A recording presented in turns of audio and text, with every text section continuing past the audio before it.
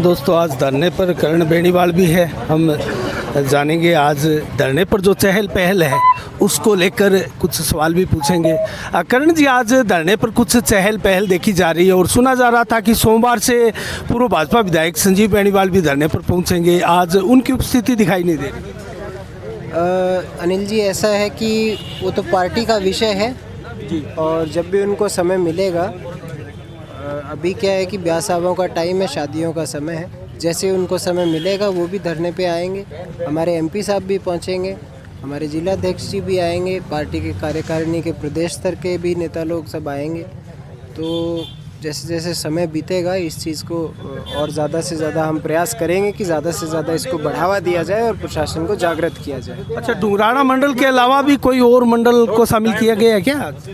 इसमें अनिल जी ऐसा है कि ये थोड़ा सा एक मिसकंसेप्शन हुआ है। ये केवल डुंगराना मंडल का धरना नहीं है, ये डुंगराना मंडल की अगुवाई में, डुंगराना मंडल की अध्यक्षता में भारतीय जनता पार्टी किसान मोर्चा पूरी तहसील भादरा का जो है उसकी अध्यक्षता में, उसकी अगुवाई में ये धरना है, क्योंकि 2021 का जो क्लेम है वो पूरी तहसील का बाकी है।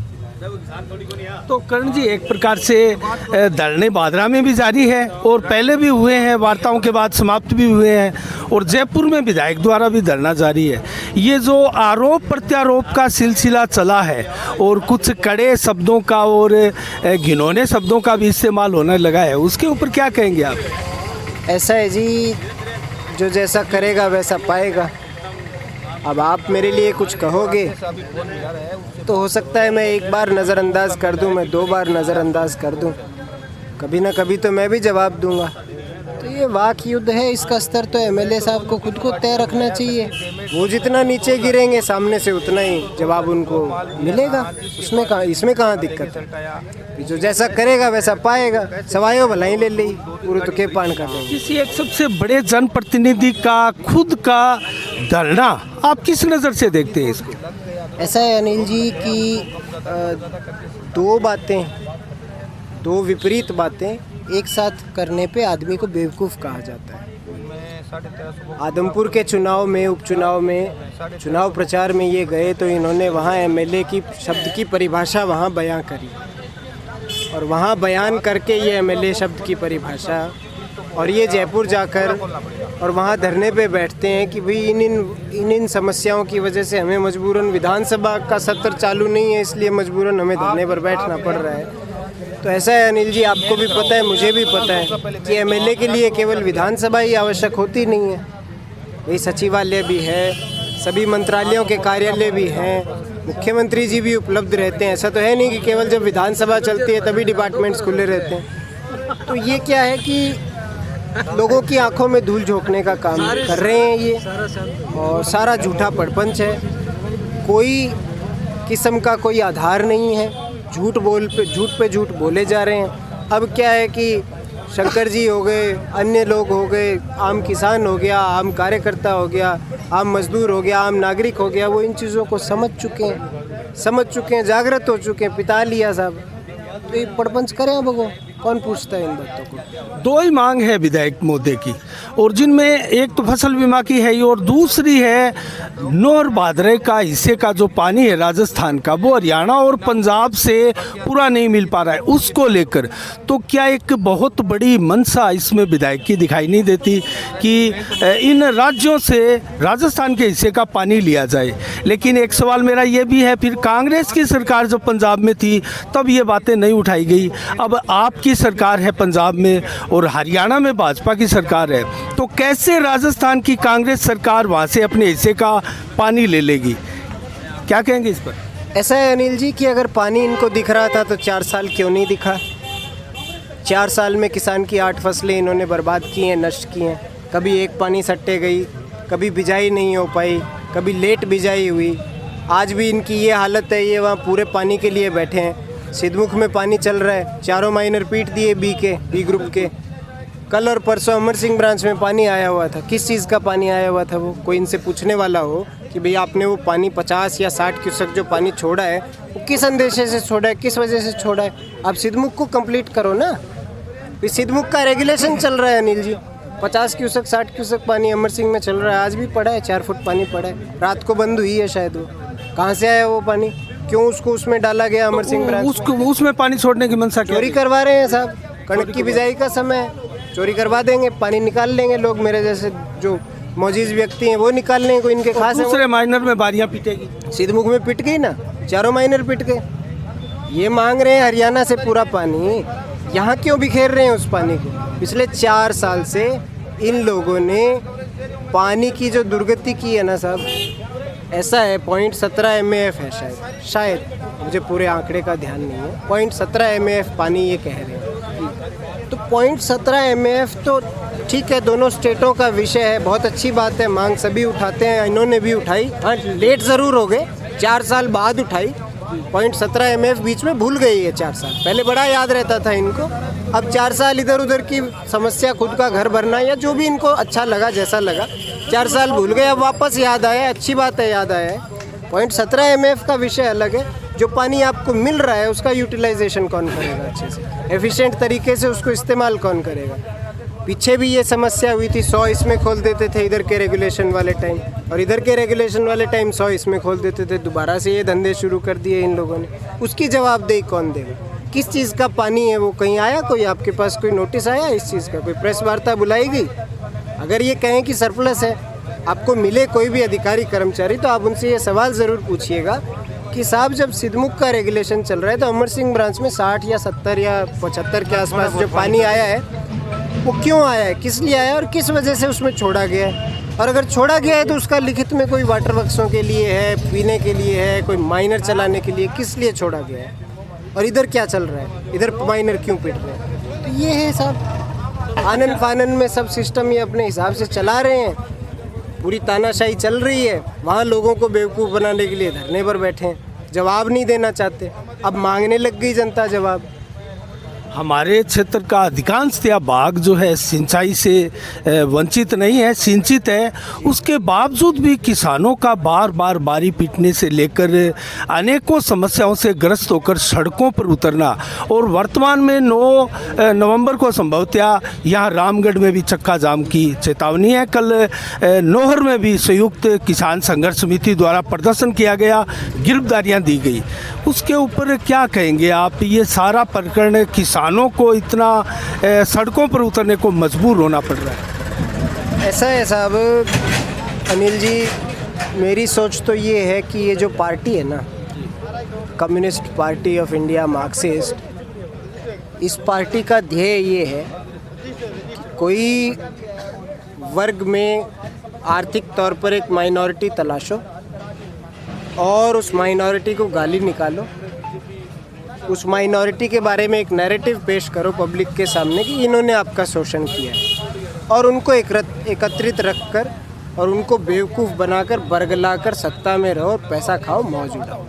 ये सब चोर हैं, ये इनका पुराना पेशा है, इनकी किताबों में लिखा हुआ है, ये सब धोपल पट्टी है। किसान वर्ग का नाम लेकर इस व्यक्ति ने किसानों का विश्वास जीत कर, उसका नाजायज़ फ़ायदा उठाकर, उसके मत का नाजायज़ फ़ायदा उठाकर आज 4 साल से किसान बहुत सबसे ज़्यादा पीड़ित है सर। खाद नहीं मिलती है, पानी नहीं मिलता है, पीने का पानी नहीं मिलता है, डिग्गियाँ नहीं आ रही है, कनेक्शन नहीं मिल रहे हैं कुओं के, लाइट नहीं मिल रही है पूरी, कभी 4 घंटे कर देते हैं, कभी 5 घंटे कर देते हैं, 8 घंटे का नियम है, 6 घंटे पिछले शासन में चलती थी, इन्होंने अपने घोषणा पत्र में कहा वापस 8 घंटे कर देंगे, 5 घंटे चली है, अब शायद दोबारा 6 घंटे शुरू किए। तो साहब कहाँ किस किस्म की बेफिजूल की हाथी के दांत दिखाने के और खाने के और वो बात हो रखी है। कोई सुनने वाला नहीं है, कोई कहने वाला है तो उसको सभी को पता चल गया, सब नाउम्मीद हो गए हैं कि भाई ये समय कैसे तैसे करके व्यतीत करना पड़ेगा, बकुए भांग पड़ रही है साहब। कहीं ना कहीं आप जनप्रतिनिधि की भी कमियां मानते हैं इसमें सबसे बड़ी? स्पष्ट तौर पे जनप्रतिनिधि की कमी है अनिल जी। इच्छा शक्ति होती है ना, इच्छा शक्ति एक बहुत बड़ी चीज़ होती है। ऊपर जयपुर में क्या होता है, 200 MLA हैं, कठे ही तो आँख दिखा के काम करनो, कठे हाथा जोड़ियों करनो, कठे रोक कूक के मांगनो, काम तो करना पड़ता है साहब। कागज़ उठा के तो एमएलए को भी घूमना पड़ेगा। ये क्या है, इनका थोड़ा दूसरा सिस्टम है। ये अपने आप को पता नहीं, मेरे ख्याल से राष्ट्रीय स्तर का नेता मानते हैं। ये सोचते हैं कि ये सिस्टम तो ऐसे ही चलना है, कह दिया सो कह दिया, वो अपने आप हो जाएगा काम। अब भागे फिर रहे हैं कि फटाफट फलानी चीज़ का उद्घाटन कर दो, दिगड़ी चीज़ का उद्घाटन कर दो। 4 साल में किसी भी डिपार्टमेंट में इन्होंने जो जो घोषणाएं की हैं, आज भी उनकी 50% से ऊपर की आउटपुट नहीं आई है। 50% से कम ही काम धरातल पे आया है। चलो, एक हटकर मैं सवाल कर्ण जी आपसे पूछना चाह रहा हूँ।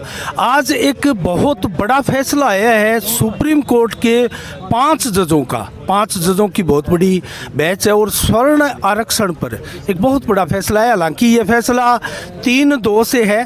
3 जजों का जो 103वें संविधान में जो संशोधन कर जो स्वर्णों को आरक्षण 10% दिया गया था, उसके फेवर में, और 2 विरोध में भी जज इसमें रहे हैं। तो इसको आप किस प्रकार से देखते हैं? 40 से अधिक याचिकाएं थी इसमें और उसकी सुनवाई बहुत पहले हो चुकी थी, फैसला सुरक्षित रखा जा चुका था और आज इसका फैसला आया है।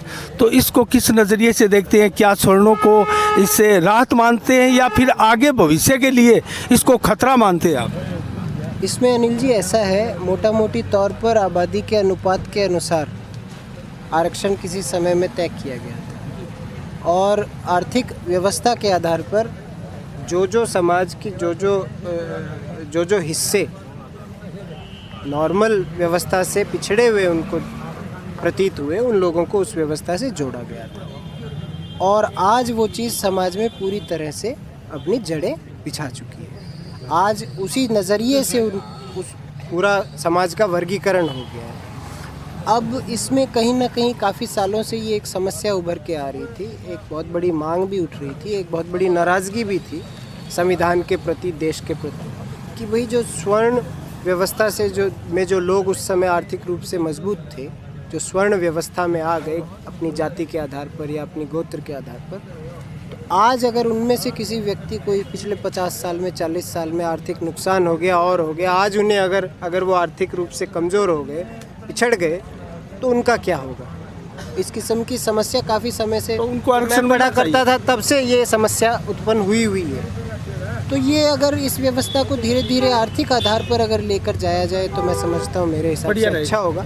रही बात सुप्रीम कोर्ट के इस फैसले की, तो ये आने वाला समय बताएगा कि इसको किस ओर लेके जाया जाएगा।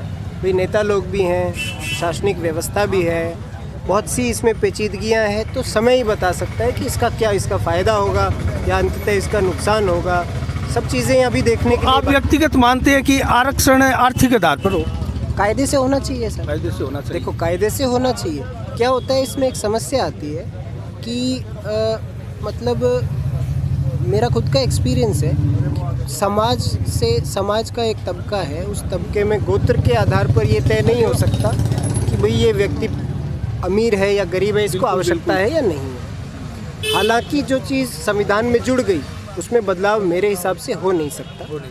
पर एक आदर्श सोसाइटी में अगर देखा जाए तो ये उस समय क्या परिस्थितियाँ थी, क्या कहानी थी, वो उस समय की बात है।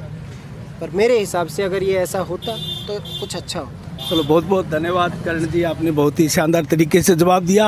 अब एक सवाल मैं बाकर जी से भी जान लेता हूँ। उन पर आरोप लगते हैं कि वो बहुत बेहुदा वक्ता है और बादरा में जिस प्रकार से धरना प्रदर्शन चल रहा है, उसी प्रकार बादरा के लोगों द्वारा जयपुर में भी धरना चल रहा है। बाकर जी, क्या कहेंगे? आपने अभी अपने संबोधन में भी इसकी टीस आपके मुख से सुनाई दे रही थी, क्या कहेंगे इसके ऊपर? आपकी जो वक्ता शैली है उसको कुछ बेहुदा बताया जा रहा है। सबसे पहले तो अनिल जी, आपके सुनने वाले सभी दर्शकों को और हमारे किसान साथियों को डूंगराना किसान मोर्चा की तरफ से जो अपने नज़दीक आदमपुर में भारतीय जनता पार्टी के भव्य बिश्नोई की शानदार जीत हुई है, उसकी मैं बधाई देना चाहूँगा। और जहाँ तक सवाल है अपने विधायक का, तो मन्ने तो ये लगा है कि विधायक जी के दिमाग में कोई खराबी होगी, जांच करवानी चाहिए विधायक जी ने। और बांगे परिवार वाला ने अभी बेरो पाड़ना चाहिए। मेरे जान में तो कोई मेंटली डिस्टर्ब है, क्योंकि मैं तो आज सोचो भाई, मैं तो कि एक आम कार्यकर्ता है भारतीय जनता पार्टी का, तो मैं आम कार्यकर्ता अड़े बैठे हैं, तो एक एक कार्यकर्ता की बातों को जवाब देने वो के पूरो आवेगो। मैं तो किन की गरिमा समझो पद की अरबन तो लेवल गिरा दियो। अब मैं कोई बैठे आम कार्यकर्ता गए सगई और अब वो बेवदी बात करे बिसी तो के अब सब तो मेरी डिक्शनरी में शामिल कौन है अनिल जी। लेकिन मैं नहीं, आप भी जिस प्रकार से कटाक्ष करते हैं ये सवाल तो आप पर भी लागू होता है, फिर जांच तो आपको भी करवानी चाहिए। मैं कटाक्ष जरूर करता हूँ अनिल जी, बन बियाली जो मैं बेवदी बात कौन करूँ। बन तो आ बात कही कि मैं वसुंधरा की चूंदड़ी मुँह निचोड़ के पानी काट लूँगा, आ बात कही कौन कही। आ बात बताओ कितनी सही है, हैं? अरे एक बार सभागामा बोले जे पद की गरिमा को नाश करे, कह बट्टा यहाँ कहें गए, बट्टा यहाँ कहेंगे, बट्टा क्या न कहे करें हैं। शाब्दिक अर्थ शब्द को तो आना चाहिए कि इनको भावार्थ के बने बट्टा को, हैं? और दूसरों का मोदी के ठे बुआ बेड़ी है नौर भादरा में, ले तू ब्याह ले बुआ में तो रोका न मारो तो बीमो आना चाहिए, वो क्यों खा। अब बेशर्मी की कोई हद हो अनिल जी। अब जयपुर के में धरनों लगाए बैठे हैं, तो धरनों अगर विधानसभा भवन आगे लगावे या मुख्यमंत्री आवास आगे लगावे तो भी सुना भैंसा के बीण बजा सुने कौन बताओ। क्वार्टर का में दरी बिछाई बैठ गयो, मैं माल घर में सारा किसान दरी बिछाई बैठ जाए भी धरने को उचित है कि नहीं तो बताओ थे, हैं? और वो डायरेक्ट टारगेट करे, मन करे सेकुन करे, तो मैं क्यों मरा बताओ। शेख कुताब की नौकरी शानदार तरीकों हमारे इलाके का माछो भी मोदी रहे अच्छी लोगों ने टिकियाँ बनाई, एक रुपये घड़ी भ्रष्टाचार को आरोप कोई सिद्ध कर दो, पूरी जठा जड़े नौकरी करी है। मेरे ध्यान में जब तक एक ईमानदार आदमी हो और अच्छा भी टाबर काम करें वो भी कौन मरे यार, ये करने समान है नहीं। अन तो भ्रष्टाचार वो कमाई है वो तो गण करो सो गम जिएगो, क्यों थान बेरा 2 नंबर को माल तो 2 नंबर में ही जाए, या तो बार बार चुनाव लड़ेगो जड़ तहसील में लुटा देगो, अर नहीं जांच करके कह रो मैं पहली नाको प्या दिया यार मारी है भी सुनूँ ही कमाई, तो मैं भी हूँ क्यों मरा यार। कोई किंग कहना हूँ कोई घटिया या बेऊ दो कोई शब्द कहना हूँ कोई ओछो को नहीं है, जिसको आप बोले नहीं वही ओछो है अनिल जी। नहीं, मेरे हिसाब से धरना प्रदर्शन का जो मतलब है वो सरकार तक एक उन मांगों को पहुंचाना है, जन जन तक वो आवाज़ पहुंचानी है और अधिकारियों तक वो आवाज़ पहुंचानी है। जब जयपुर में वो कहाँ बैठे हैं उसकी आवाज़ भादरा तक पहुंच रही है, तो मेरे हिसाब से धरना कहीं भी लगाया जा सकता है, वो चाहे क्वार्टर के आगे हो या फिर वो किसी राजभवन के आगे हो। क्या कहेंगे इस पर अनिल जी? बात ने समझने की कोशिश करो। जो मुख्यमंत्री डायरेक्ट सीएमओ फोन हुए आदेश हाथों आदेश भी फोन करा दे, कलेक्टर ने करा दे, जगह आदमी फोन बात होना रही है, धरने की जरूरत की नहीं रहेगी। बिल तो मुख्यमंत्री साहब गहलोत साहब ने फोन ही करना है कि कहे तुम्हारो बकाया बीमो है वो दो, यार नहीं वो लेटर ले संभालो तारी, मैं तो कौन नहीं थार सके है। आ बात तो कुआ दियो बिंगनू कम है भैया, बात कहनी चाहिए कौन थे बताओ। अब टाबर ने रोड में गाले घरे घरे बच्चे ने कह देगा तू ले बेटा रोड चराई लिया, अभी ने रोटी ने बांध के दे तो वो कह दे ना ओ लियो थारे लाठी, मैं तो कौन चराऊँ भूखो रोड चराए को नहीं। तो बिन तो गहलोत साहब ने आई कहनी अगर बीमो दो किसानों धरनों बिछाने का रहे दरी बिछाने का नाटक क्यों करे। वो नाटक यहाँ करेगा पीसा को नहीं करने, पीसा ले आगे आप खा गयो, पीसा खा गयो भाई, पीसा तो देना पड़े। गहलोत कन बात करें गहलोत तो कहो रे तो ए पीसा तो ठों तो उठ गया, कंपनी वालों बात करे बैग कहेंगा मान तो कह रखे आप आधा आधा करांगा यहाँ बुलाना है। तो इसकी आपको सीबीआई जांच की मांग करनी चाहिए। सीबीआई को नहीं, मैं एसीबी नक्को काट देंगा राज आओ को जदे सीबीआई तानी जानो ही कौन पड़े। अरे ओ किडो सामान है, पुलिस 2 तड़ा मारता ही बता देगो माने बेरो आएंगो। ए पुलिस वाला कहेगा नहीं, कंपनी वाला ने बान अधिकारियों ने इन्हें ले आगे ठमू रोबरू करेगा नहीं कह ए किसान वाला पीसा कण खाया भैया। आने रात भी माँ बड़े को नहीं माँ तो दिन का बता देगा कि मैं बता देंगा, इतो ही डोला है। बाकर जी बात शब्दों की थी, तो आपके ये शब्द क्या उचित है? कौन सा?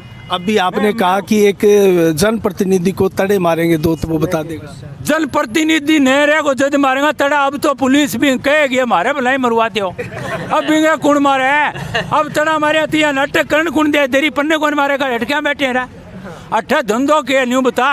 भादरा के माँ आगे बैठे तो ये अट्ठे भादरा करने तो बैठ जाए, करने बैठे तो बुझे। अब भादरा तो चोरी करे और बट्ठे पे रुपया जम करे तो नाटक है सारो को सारो। ओ की मतलब को नहीं धरने को अब मैं तो धरनो दिया तो मैं भी अनिल जी मैं किंग मुख्यमंत्री बात कर लिया कौन मारो फोन उठावे ते बताओ। अब मैं तो और क्या करा अब कह दरी बिछानी सिखा दी गए इन आदमी लिखे है मैं तो पहले फेसबुक चलाऊँ तो कौन अब जोड़ी सुबह नीचे पटिया मैं काल जब एक ये बात लिखेगा दरी कठों ले आया आ दरी बिछानी सीख और मांगन शब्द कोनी और जवाब कोनी तो दरी बिछानी से सिखा दी। अब कोई छोरे ने दारू पीनी सिखा दिया तो अच्छो काम है कि वो दरी बिछाने वाला कोई धंधो है कि थे बताओ दरी बिछानी सिखा दी गए अच्छो काम सिखाओ कि नहीं। तो आप ये मानते हैं कि जो विधायक धरने पर बैठे हैं वो कहीं ना कहीं किसानों के हित में कतई नहीं है?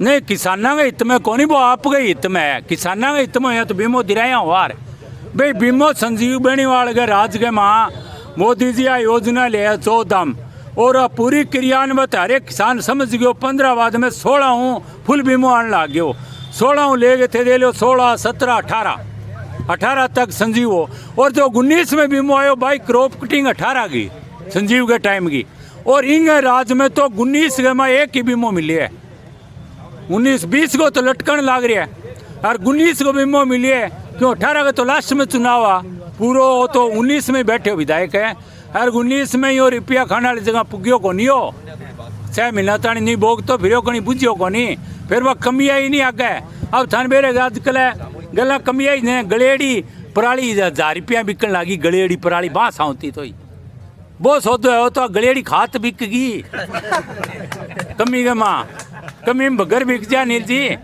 कमी आई ने वो सचिन की मौत होगी बिगन समान हो को नहीं और वो ले के भाजो आता बड़ा रामू पुट्ठा आ गया और कमी हुई जो दिन बुला लियो अब वो नाचा है मैं अमित शाह सागा मैं मोदी सागा हूँ तू आदमपुर गयो तेरे के बंटियो रहा अरे क्या मेरी किसान सभा बोले बड़ी किसान सभा किड्डी का बेरो को नहीं भी वो बंटिया को नहीं की कट्ठा रखा है वहाँ किड्डी की सभा है अरे वो क्या मैं अठा 10 करोड़ की भादरा में जगह दाबी है क्या सोपन सिंह का नाम किसान मेमोरियल बनाऊँ सोपन सिंह इसो कौन सो किसान नेता हो किसानों के लिए क्या करियो मैंने बताओ अगर वो अठा बनाओ है किसान मेमोरियल है तो या तो चौधरी कुमार राम जी के नाम बनाओ जिको किसानों ने भूमि को हक दिलायो या चौधरी देवीलाल जी के नाम बनाओ जिका ट्रैक्टर और कई चीज़ों को लोन माफ करियो या सर छोटू राम जी के नाम बनाओ जिको किसानों के लिए लड़ाई लड़ी या वो चौधरी चरण सिंह के नाम बनाओ जिको एक किसान नेता प्रधानमंत्री बने और बन किसानों के लिए कई योजना ले बा किसानों का नाम बनाओ और जतो जाना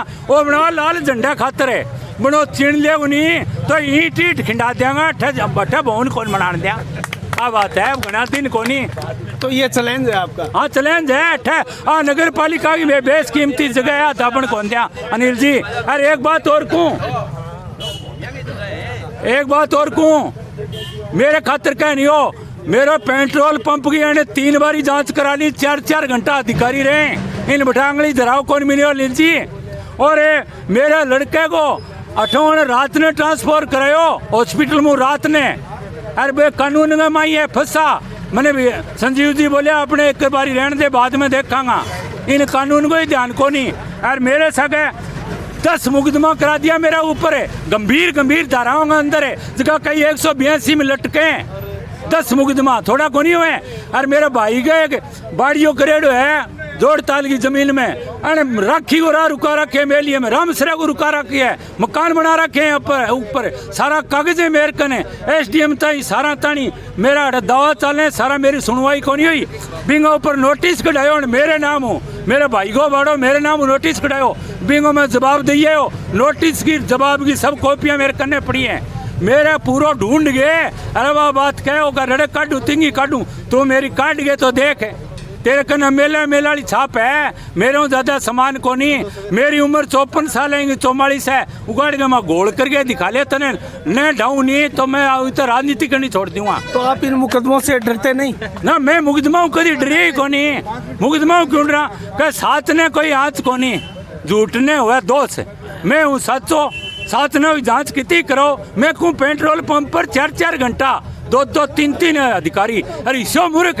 बल्ली बाग वाला निकाल दिया एक दिन तो कहो पेट्रोल पंप बल्ली बाग में अरे नहीं मूर्ख नहीं है मेरे को नहीं कहनो सीधे बनी बाग जब पंप लगा वही ज्ञान को नहीं।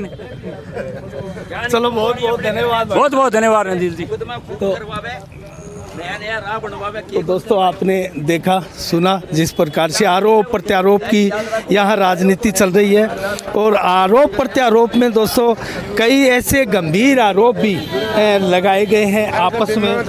और जिस प्रकार से जयपुर में धरना विधायक बलवान पूनिया का जारी है और बादरा में यहाँ भारतीय जनता पार्टी का धरना जारी है दोस्तों, आरोप प्रत्यारोप जो है वो उसमें भाषा की मर्यादा को कहीं ना कहीं तार तार होते हुए भी हम देख रहे हैं। क्या ये उचित है, क्या ये सही है दोस्तों, इसके ऊपर आप ही हमें सुझाव दें और कमेंट्स बॉक्स में इसके बारे में आप लिख सकते हैं। और हमारी नज़रें दोस्तों बनी रहेगी इन धरना प्रदर्शनों पर। और शाम को जो 7 बजे का बुलेटिन साफ संदेश भारत की तरफ से आता है दोस्तों, उसमें भी हम इसकी जो है वो समीक्षा करते रहेंगे, विश्लेषण करते रहेंगे। तब तक के लिए साफ संदेश से मैं अनिल कौशिक, नमस्कार, जय भारत, जय जय राजस्थान।